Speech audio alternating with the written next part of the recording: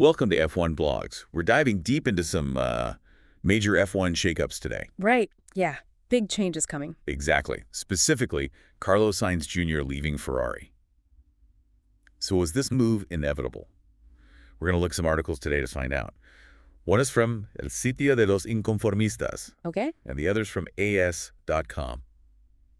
What do you think? Inevitable or not? Well, Sainz had a pretty solid run at Ferrari. 4 years. Podium finish at the Abu Dhabi Grand Prix. Not bad at all. True. Yeah. But then there's the Lewis Hamilton factor. Yeah, you can't ignore that. 7-time world champion. Huge deal. Completely changes the game. Yeah. I mean, did Ferrari even give Sainz a real chance? Or was Hamilton always the plan? Well, Ferrari's team principal, Fred Vasseur, kind of admitted that signing Hamilton was just too good to pass up. See. He respected Sainz's work, but Yeah. sometimes these big names just change everything. So basically, Sainz was doing well, but maybe not well enough to stay in that seat. That's one way to look at it. Makes you wonder what his friend Lando Norris thinks about all this. Right. They're close. Exactly. And Norris is a McLaren driver, so he's got his own perspective on the whole F1 scene. Definitely. And our sources actually quoted Norris on this whole situation. What did he have to say? Well, he acknowledged Sainz's talent, said he deserves a top seat. I mean, he's not wrong. Yeah. But Norris also pointed out the obvious, like Hamilton is the biggest name in F1. Sure. Probably why Sainz got moved out. Tough situation for Sainz. Yeah, no doubt. Especially since some people think Sainz was consistently getting results. Yeah. Others say Leclerc was the stronger driver. Well, Leclerc did win the Monaco Grand Prix. That's true, and that was a big deal for him. Huge. Like, it solidified his position at Ferrari. Right, exactly. So now Sainz is heading to Williams. A team with a lot of history, trying to make a comeback. Yeah, could this be a good thing for him? I think it could be. How so? Well, Williams wants to get back on top, and Sainz has the experience and skill to help them do that. Makes sense. Plus, there's this interesting detail. In testing, Sainz finished just 1/10 of a second behind Leclerc. Wow, really? Yeah. That's close. Maybe this is the start of a rivalry between them. Possibly, Sainz definitely has the potential to challenge Leclerc. Interesting. So we've got Sainz potentially shaking things up at Williams and Hamilton joining forces with Leclerc at Ferrari. Yeah, a lot of potential for some major shakeups in F1. Exciting times ahead, for sure. Now let's shift gears a bit and talk about Max Verstappen. Okay. Verstappen's dominance has been a major storyline these past few seasons. No doubt about it. And at the FIA GALA, Lando Norris actually admitted that trying to catch Verstappen was pretty much impossible. Yeah, AS.com reported on that. Right. Norris basically said the points gap was too big to overcome, historically speaking. It's rare for a driver to come back from that kind of deficit. So even before all these driver changes, Verstappen was already the one to beat. Absolutely. So now the question is, will Hamilton at Ferrari be enough to challenge Verstappen's reign? That's the big question, isn't it? Huge. It'll be interesting to see how Leclerc and Hamilton work together. Yeah, if they can function as a team, they could really put the pressure on Verstappen and Red Bull. This is shaping up to be a really exciting season. It definitely is. We've got Sainz at Williams potentially reigniting a team's fire. We've got the Hamilton-Leclerc duo at Ferrari possibly ready to dethrone Verstappen. A lot of intrigue for sure. And it all started with Sainz leaving Ferrari.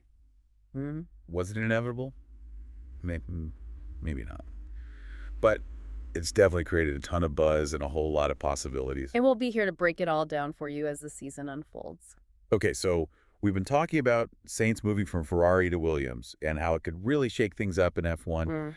But, let's not forget about Max Verstappen's dominance. Right, Verstappen's been a major factor these past few seasons. Totally. And remember how at the FIA Gala, Lando Norris basically admitted it was almost impossible to catch Verstappen? Oh, yeah. He pretty much said it outright. He did. It was in that AS.com article. Right. Norris talked about how the points gap was just too massive. Yeah, he said historically it's super hard to come back from that. Basically acknowledging Verstappen's just on another level right now. Yeah, I mean, it's not that the other drivers aren't trying hard enough. Right. It's just that Verstappen's been incredibly talented and dominant. He's kind of set a new standard for everyone else to try and reach. Definitely pushing the whole sport to be better. But even with Verstappen dominating, there are still moments of brilliance from other drivers. Oh, for sure. Like Leclerc winning the Monaco Grand Prix. Yeah, that was amazing. It's got to be a dream for any driver to win their home race. Especially in a Ferrari. Right. Like it was more than just a win for Leclerc. Yeah, it was a really emotional moment. Totally. Connecting with his heritage, his team, his country. That's what makes F1 so captivating. Yeah, it's not always about the championship. Sometimes it's about those individual triumphs and the passion that drives these guys. Exactly.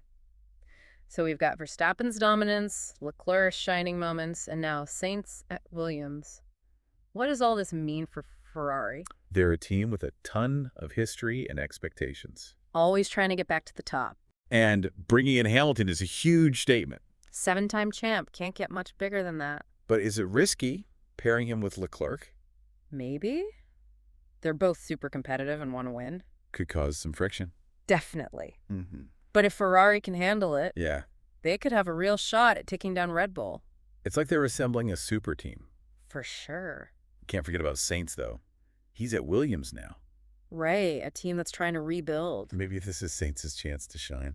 Yeah, he's not in Leclerc's shadow anymore. He can lead the team, prove what he can do. Maybe even help Williams get back to winning. And remember, he was only 1/10 of a second behind Leclerc in testing. That's got to give him some confidence. For sure. So, while everyone's focused on Ferrari, we should keep an eye on Sainz at Williams, too.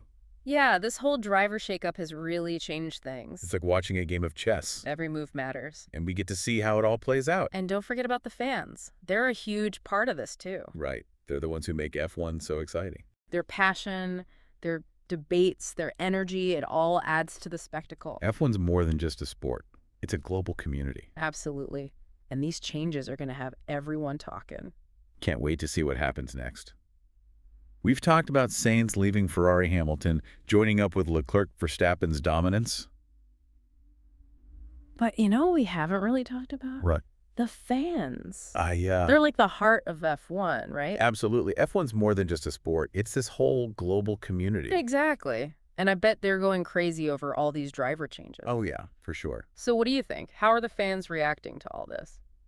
Well, Sainz leaving Ferrari's got to be a big topic. Yeah. Some fans are probably disappointed for him, like maybe Ferrari didn't appreciate his talent enough. Right. But others might see it as a new start for Sainz. Yeah. A chance to prove himself at Williams. Exactly.